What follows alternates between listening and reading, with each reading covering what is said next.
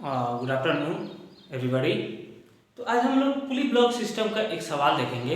ये खासकर मेरे एक स्टूडेंट के लिए जिसका नाम है राहुल। उसे पुली ब्लॉक सिस्टम में फ्री बॉडी डायग्राम बनाने में बहुत समस्या होती थी।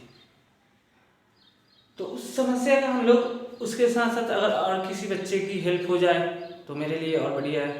तो मैं देखता हूँ क्या उस क्वेश्चन क्या था। क्वेश्चन में था एक पुली बनाया गया है। एक पुली है, ये फिक्स पुली है। पुली का मास 0 मानते हैं। उसके बाद इस पुली से एक ब्लॉक लटका हुआ है। मान लेते हैं उस ब्लॉक का मास कुछ है, ब्लॉक ए है, मास m1 मान लेते हैं। फिर उसी ब्लॉक के स्ट्रिंग से एक पुली और लटकी हुई है, अटैच्ड है। ओके, और इस पुली पे 2 ब्लॉक है। मान लीजिए ब्लॉक बी हो गया जिसका मास हम लोग m2 मान लेते हैं, और एक और ब्लॉक है सी, उसका मास हम लोग m3 मान लेते हैं, m3 मान लेते हैं। अब इस सवाल करने का तरीका देखेंगे। इसमें पहले आपसे 3-4 सवाल पूछा जाएगा। आप बताइएगा। तो राहुल आप बताओ, इस ब्लॉक में कितने स्ट्रिंग हैं? सोचो, 2 स्ट्रिंग है तो टेंशन कितने होंगे? 2 डेवलप होंगे टेंशन। एक अपर वाले स्ट्रिंग में ए वाला और एक लोअर वाले पुली में जो स्ट्रिंग है वो वाला। 2 स्ट्रिंग 2 टेंशन। जितने स्ट्रिंग होंगे उतने टेंशन होंगे। अगर मान लो 3-4 स्ट्रिंग हुए तो 3-4 टेंशन होंगे। एक सिंगल स्ट्रिंग है, स्ट्रिंग मतलब रस्सी। अगर एक रस्सी है तो एक टेंशन होगा, 2 रस्सी है तो 2 टेंशन होगा। चलो अब देखते हैं, यहां तक तो बात है। अब एक आप बताओ, हम बोल देते हैं जो मास है m3 वो ज्यादा है m2 से। तो आप ही बताओ, सबसे पहले ए वाला पे देखते हैं। ए वाला का एक्सीलरेशन किधर होगा? आप ही बताओ। ए वाला का एक्सीलरेशन ऊपर होगा। अगर इसका एक्सीलरेशन ऊपर होगा तो ए वाला पुली, मान लो ये पुली 1 है और ये पुली 2 है, जाहिर सी बात है पुली 2 ए एक्सीलरेशन से नीचे आएगा, पुली 2 आएगा, ये पुली 2 आएगा। फिर एक और बात देखते हैं। अब m2 पे कंसंट्रेट करते हैं। अब m2 क्या है इस सिस्टम के अंदर देखते हैं।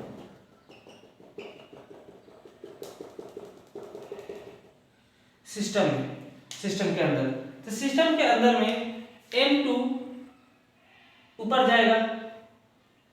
ओके, मान लेते हैं m2 a0 एक्सीलरेशन से ऊपर जाएगा। अगर m2 जाएगा a0 एक्सीलरेशन से तो सेम एक्सीलरेशन से m3 भी आएगा a0 से। लेकिन ये जो a0 एक्सीलरेशन है ये किसके लिए? ये p2 के नजर से। अगर मान लो p2 पे कोई बालक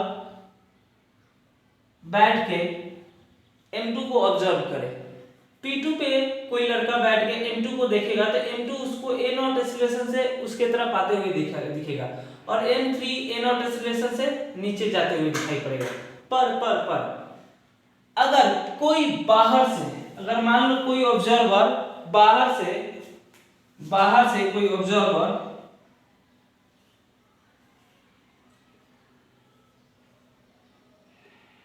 देखे तो उसको लगेगा सबसे पहले m1 a से ऊपर जाते हुए नजर आएगा, लेकिन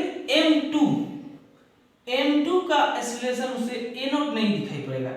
m2 का एक्सीलरेशन a0 माइनस का a दिखाई पड़ेगा और m3 का एक्सीलरेशन a0 प्लस का a दिखाई पड़ेगा।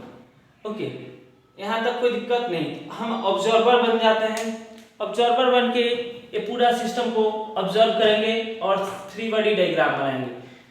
तो हमें 4 चीज पता करना है। और एक बात, यहाँ पे मान लो टेंशन T1 है तो यहाँ पे भी इन स्ट्रिंग में भी टेंशन कितना हुआ है? T1 ही होगा। उसी तरह यहाँ पे एक्सीलरेशन टेंशन T2 है तो सेम एक्सेलरेशन यहाँ पे भी होगा, sorry same acceleration same tension T2 होगा, कोई बात नहीं। आगे देखते हैं। अब पहली बात हमें पता करना है T2, T1, A और A0 हमें पता करना है। T2, T1, T2, A और A0, यानी कि हमें चार चीज पता करनी है। इसके लिए हमें कितनी इक्वेशन की जरूरत पड़ेगी? चार इक्वेशन की जरूरत पड़ेगी। कंसंट्रेट करो, हमें चार वेरिएबल्स हैं, T है, T1 है, T2 है, A है, A0 है, तो हमें चार इक्वेशन की जरूरत पड़ेगी। ओके, तो चार इक्वेशन कैसे आएगा हम देखते हैं। तो सबसे पहले फ्री बॉडी डायग्राम बना के आगे हम लोग बढ़ेंगे, तो देखते हैं।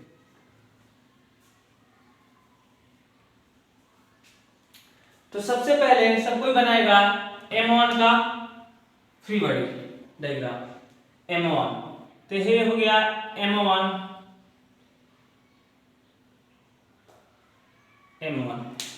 तो M1 का फ्री बॉडी डायग्राम। ऊपर क्या लग रहा है?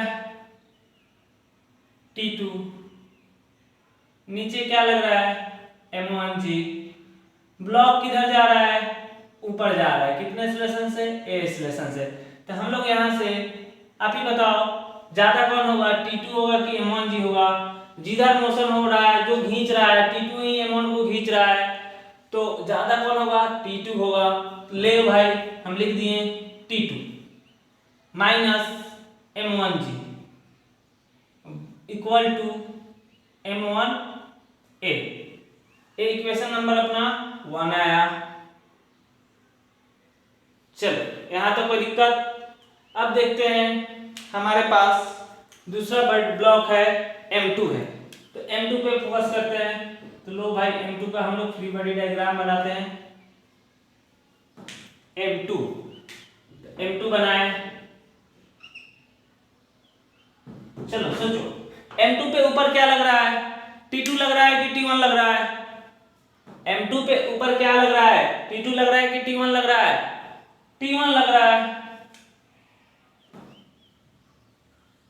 ओके, M2 पे नीचे क्या लग रहा है? इसका ग्रेविटी फोर्स लगाएगा, कितना लगाएगा? M2G लग रहा है। कितना लग रहा है? M2G। अब बताओ ब्लॉक का एक्सीलरेशन, M2 का एक्सीलरेशन किधर हो रहा है? जाहिर सी बात है ऊपर हो रहा है। और कितने एक्सीलरेशन से हो रहा है? A से हो रहा है कि A0 से हो रहा है कि A0 माइनस A हो रहा है? तो पहले ध्यान दो, अगर हम पुली पर बैठ के देखते तो A0 से ऊपर जाते हुए वो दिखता। अगर हम यहां से देख रहे हैं तो A0 माइनस A से ऊपर जा रहा होगा, तो इसका एक्सीलरेशन कितना होगा? A0 माइनस A, तो A0 माइनस A। चलिए A0 माइनस A से ऊपर जा रहा है, तो इक्वेशन लिखो। कोई बात नहीं, डरना नहीं है, इक्वेशन लिखना। ज्यादा कौन है? ब्लॉक किधर जा रहा है? ऊपर, तो खींच कौन रहा होगा? ऊपर वाला खींच रहा होगा। तो हम सीधे लिख सकते हैं T1 minus M2G equal to M2 A0 minus A। कोई दिक्कत नहीं। T1 minus M2G, T1 minus M2, T1 ज्यादा है, ब्लॉक का एक्सीलरेशन भी ऊपर हो रहा है, T1 वाला फोर्स ज्यादा होगा, टेंशन से फोर्स ज्यादा होगा, M2G कम होगा, तभी तो ब्लॉक ऊपर जाएगा। Okay, minus M2G, M2G minus बराबर किसका एक्सीलरेशन हो रहा है? M2 का हो रहा है। और कितने से हो रहा है? A0 माइनस A से। और किसके नजर से? ऑब्जर्वर के नजर से। चलिए अब आया ये इक्वेशन नंबर 2 हो गया। अब एक और इक्वेशन बनेगा, M3 का फ्री बॉडी डायग्राम बनाएंगे। तो M3 का फ्री बॉडी डायग्राम बनाते हैं। तो लो भाई M3 का बना दिए, M3 बना दिए। M3 उसके बाद M3 में अब बताओ M3 में ऊपर क्या लग रहा है? T1 लग रहा है कि T2 लग रहा है? T1 लग रहा है। ऊपर T1, नीचे क्या लग रहा है, नीचे सबको जानता है M3G हो रहा है। जल्दी से सोचिए, देखो ब्लॉक का एक्सीलरेशन किधर हो रहा है, ऊपर की नीचे? M3 का एक्सीलरेशन ऊपर हो रहा है कि नीचे? नीचे हो रहा है। और कितने एक्सीलरेशन से हो रहा है? A से हो रहा है क्या, या A0 से हो रहा है?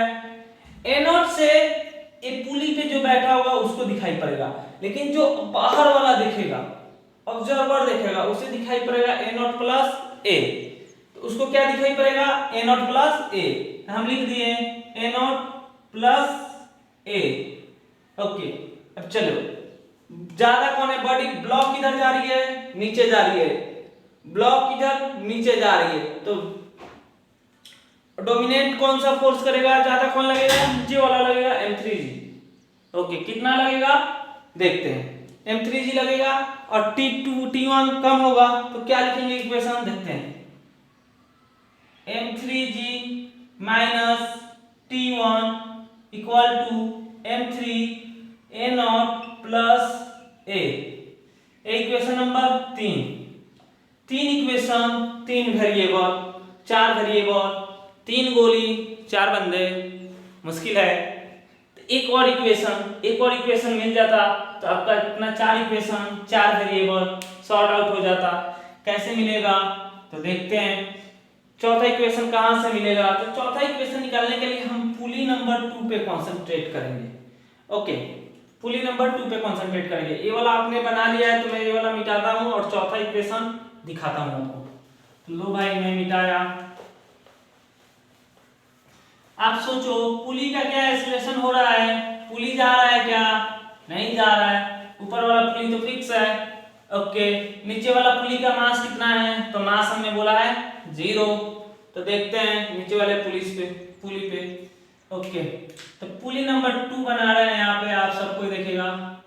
ये पुली 2 है। पुली 2 पे ए वाला क्या कितना था? ए था T1 था। ओके, ये भी क्या था? T1 था। और ये क्या था? T2 था। तो हम लिख सकते हैं पुली नीचे जा रहा है तो twice of T1 minus T2 equal to mass of pulley into acceleration. Acceleration से पुली नीचे जाएगा तो 2T1 माइनस T2, पुली का मास 0, एक्सीलरेशन 0, तो 0 हो जाएगा। तो 0 यहाँ से 2T1 इक्वल टू T2 लिखेंगे। यहाँ से एक और इक्वेशन अपने को मिल गया, equation number 4। 4 equation 4 variable, solve कीजिए, आंसर लीजिए। लिखिए, मैं सॉल्व करके दिखाता हूँ। 4 इक्वेशन 4 वेरिएबल। अब इसी में हम लोग इक्वेशन नंबर 1 में T2 का वैल्यू रख देते हैं, तो उठा के रख दीजिए। तो इक्वेशन नंबर 1 में T2 का वैल्यू रखेंगे तो यहाँ से क्या मिल जाएगा? Twice of T1 minus M1G equal to M1A। यहाँ से T1 कितना आ जाएगा? M1A plus G by 2। फिर इस इक्वेशन को उठा के इस वाले इक्वेशन में रखिए।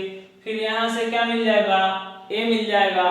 फिर उसको उठा के A मिल जाएगा। फिर A को उसको उठा के यहाँ पे पुट कीजिए, आपका आंसर मिल जाएगा। थोड़ा समय लगेगा। और ऐसे ही अगर सवालों में देखो, अगर किसी को वो सवाल आ रहा है तो अगर समस्या आ रही है तो वो खुल के पूछे, कमेंट करे, और कैसा है, किस टॉपिक पे करना है वो मैं देख लूँगा। Thank you for watching me.